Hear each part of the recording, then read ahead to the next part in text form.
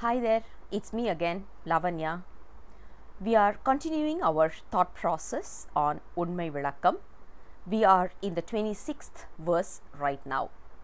If you just do a small recap, the disciple was asking a question about what are the 36 tattvams for which the Guru had explained one by one in a very vivid manner.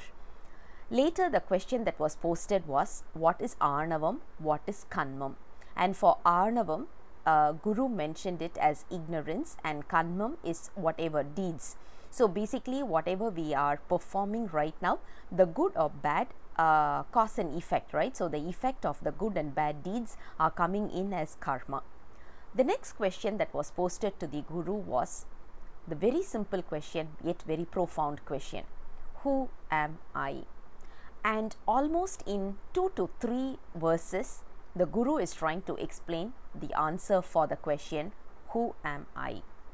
So the first statement was, there is something which has natural intelligence, and there is something called as unnatural intelligence, and there is something called as no intelligence. So the natural intelligence is called as Padi. Unnatural intelligence, which means we learn by practice, we learn by reading books, or we learn by seeing someone's experience, or we learn by our own experience. Either way, this is unnatural in nature. We pick up on the way, it is not given to us by nature. So that is called as unnatural intelligence. And the third one that we are talking about is totally no intelligence, which is basically all the non-living things around us, and that is what we called it as 36 tattvam.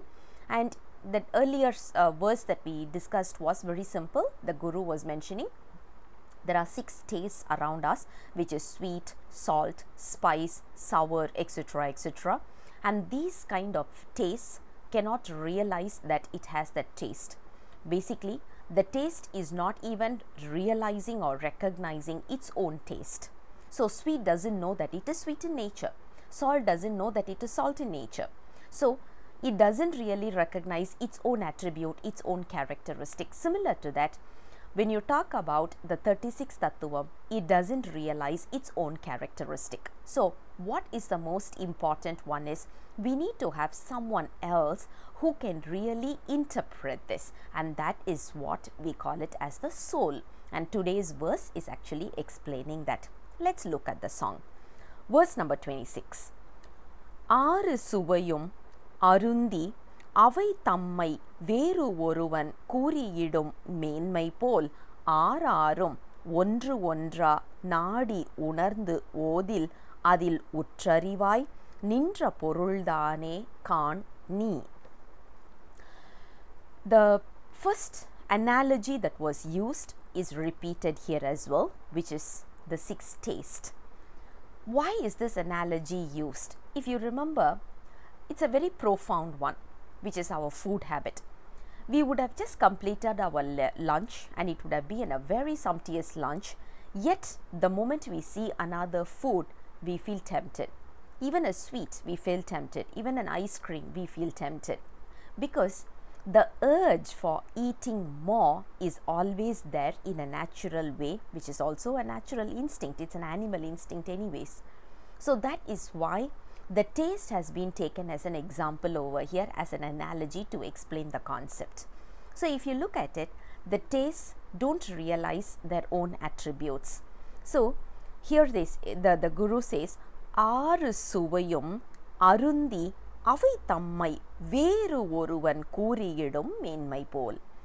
There must be someone else who tastes it, and then he says, yeah, it is sour in nature, it is spicy in nature, it is saltish in nature. So you need to have someone who can recognize the taste. Similar to that, the 36 tattvam is also a non-living thing. It doesn't have a natural intelligence, but we need to have someone who can interpret the characteristics of these tattvam, and the person who interprets the characteristic is what we call it as the soul, and you are basically the soul. You look at the way how the answers have been framed. The first question was, who am I? And just as a recap of all the three verses, who am I? I am someone who can interpret. There are 36 tattvam, and what are all those? So basically, I am in a position to interpret the characteristics of the 36 tattvam.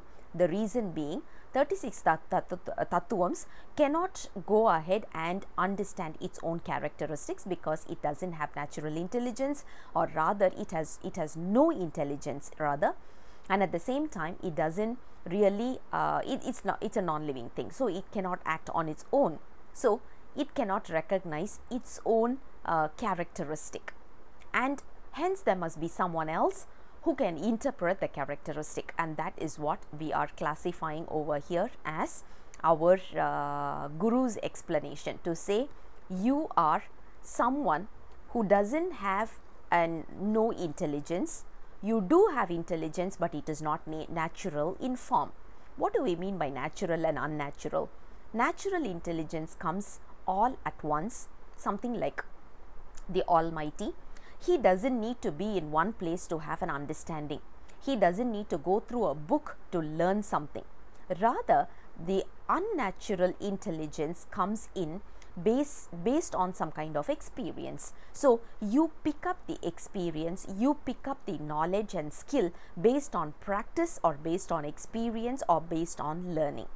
So human beings are having unnatural intelligence. We are still having the intelligence, but it is unnatural in nature, and at the same time we are in a right position to interpret the characteristics of the non-living beings, which is the tattvams. So this is in short the answer for the question, who am I? I'll come back again with the next verse very soon. Until then, bye bye.